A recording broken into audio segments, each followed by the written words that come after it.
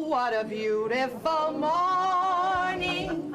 Oh, what a beautiful day.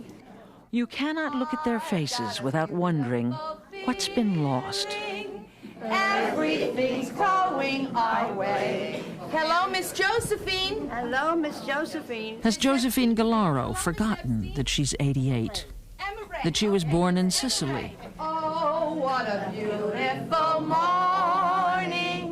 Irma Fraud was a lawyer in the 1930s and then curator of Near Eastern art at the Brooklyn Museum. Does she remember? Everything's going our way. Alzheimer's disease has stolen their memories, robbed them of who they were, and left them here in a Brooklyn nursing home. It will not stop until it has wiped away even who they are now. Say hello, Miss Catherine. Look at the sky.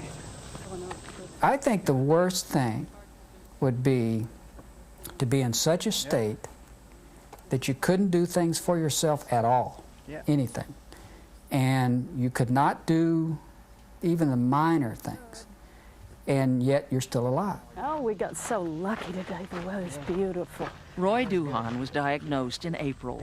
His wife Susan didn't want to believe that at 54, that's right, 54, not 84, he could possibly have Alzheimer's disease.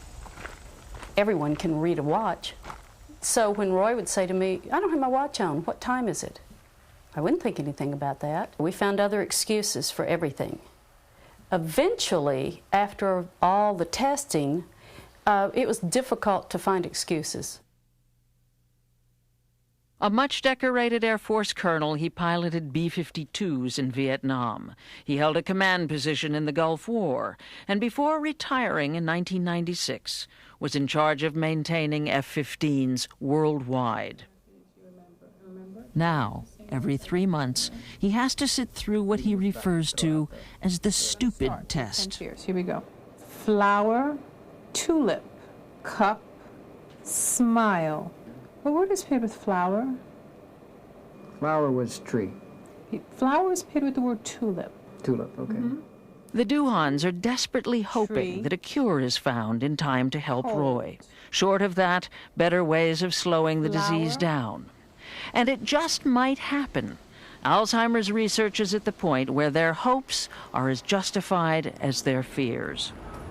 4 million Americans have Alzheimer's disease. The number is expected to rise to 14 million by the middle of the century unless a cure is found. If you reach the age of 85, you'll have a 50-50 chance of getting the disease.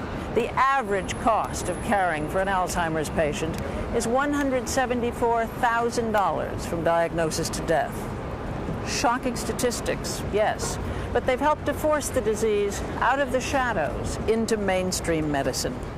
This is it. I mean, this is really exciting period. Things are moving very fast. Neurologist Richard Mayo is part of the team leading Alzheimer's research at Columbia University. I think if a person has symptoms now or is recently diagnosed, I think the future looks better than it did a year ago, 2 years ago, 5 years ago. Whether that will mean that during their lifetime they will take a drug that will either stop their disease or reverse it, I think it's possible.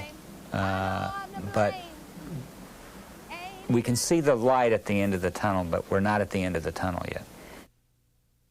It was 1907 when Dr. Alois Alzheimer, a German neuropathologist, announced that the condition which today bears his name is a real disease, not just a function of aging.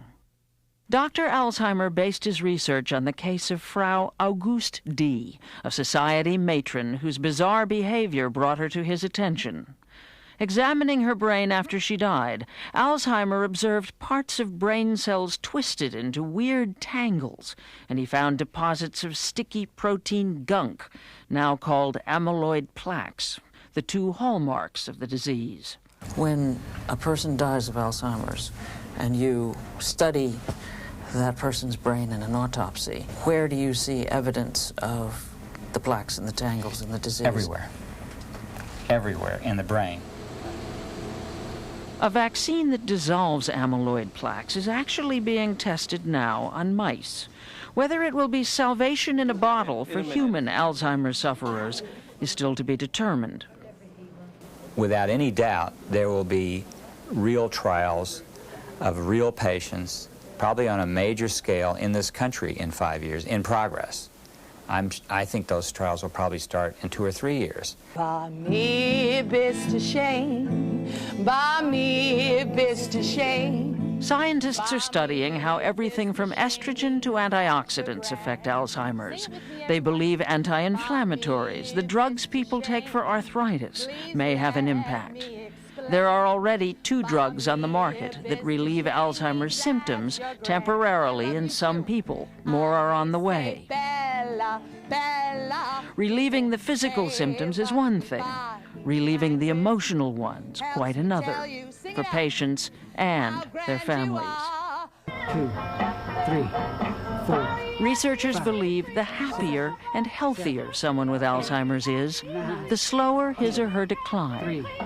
2, 3, 4.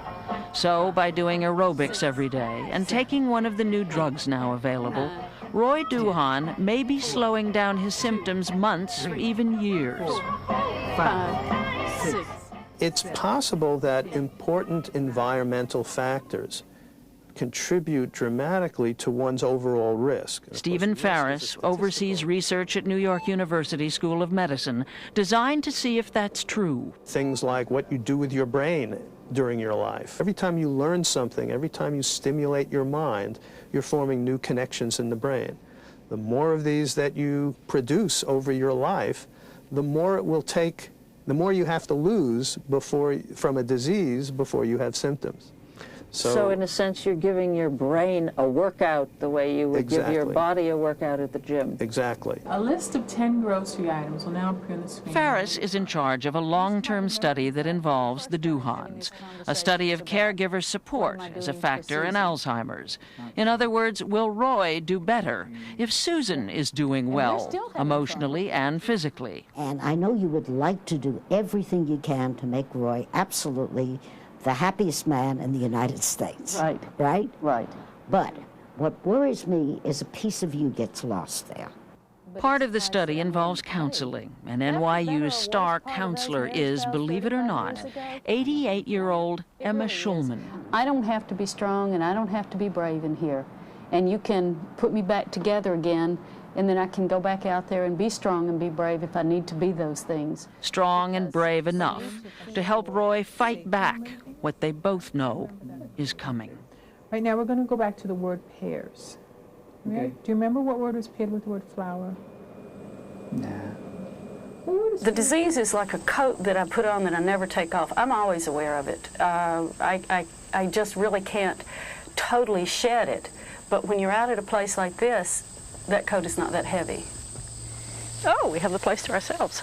For Roy and Susan Duhan, I brought our books, but I that didn't bring means lunch today. living as well as they know how, Right. for as long as they're able. Back to back? Yep. Sounds good to me. We can still enjoy each other. We can still enjoy life. This is the way to walk. There's still a tremendous amount of things that we enjoy doing together. Oh, a nice breeze. Yep. Good view, too. Mm-hmm.